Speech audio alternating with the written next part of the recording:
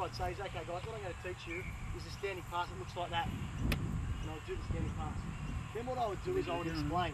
Now this is going to sound a little bit like I'm coaching the modern league team, obviously, because it's a standing pass. If it was something a little bit more difficult, then obviously it'd be a little bit more relevant to you guys being senior club coaches.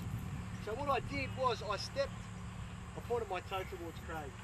The second thing I did was swung the ball across the front of my body towards Craig, and I pushed the ball with my fingers. So the first thing I did was step, the second thing I did was swing, and the third thing I did was push. Okay, so what I've done is I've demonstrated and I've explained. Now you'll see when they write it, it's D dot, E dot, P dot. Demonstration and explanation always go together.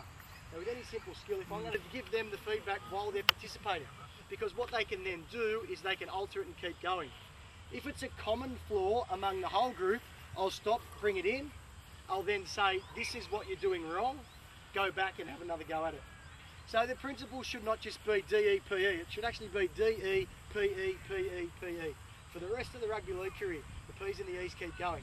They're participating, I'm evaluating. They're participating, I'm evaluating. So I don't just participate and then evaluate once, I'll then send you back, do the same thing. Okay, a very simple thing. If I was doing a grubber kick, it'd be exactly the same. We get the ball, we hold it above our foot, we drop the ball on our laces, we kick the end of the ball, and I would do it. There's my demonstration and my explanation. The visual learners have got it. The auditory learners have got it. I then send them out to give the kinesthetic learners a go. What I then do when everybody's participating is everybody's then learning. If I'm wandering around, if I position myself in a good spot where I can see everybody, I can then wander around and give people feedback. So the auditory learners are doing it. With kinesthetic learners, I may have to then walk over and say, get your hand there and get your hand there. And then do that to them so that they then get the feel of what I'm doing. Because I could come from back here and I could say, just change your grip on the ball. But he doesn't know what I'm talking about because number one, my instructions aren't very good, but at the same time, he's a kinesthetic learner. So with those guys that don't get it, you may have to come and change the ball in their hands or show them the arc of the ball. So obviously a very basic skill for DEPs. If I was teaching marker defence of a second season, I've got some guys who have come back, I'd get them to demonstrate. So I'd say, okay, my first marker always left, my second marker always holds, or something like that, whatever your marker defence pattern is, where you are. So you get them to do it. Then I would explain what happened. Okay, you would have noticed that he went left, he didn't go too far, he only got to the shoulder of the marker. The second marker did the same thing, only got to the shoulder of the play the ball, I should say. Explain it, then come up with some sort of drill to give them the chance to participate. Stop, give feedback. Participate again. Stop, give feedback. Participate again.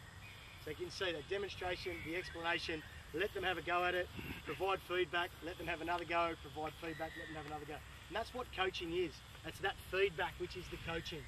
Not so much the setting up the drill and getting the kids involved in the drill as being able to then spot the errors in the activity and having the confidence and the knowledge enough to then say, okay, you're doing this wrong because your feet are wrong, your hands are wrong, your eye level's wrong, you're not looking in the right spot.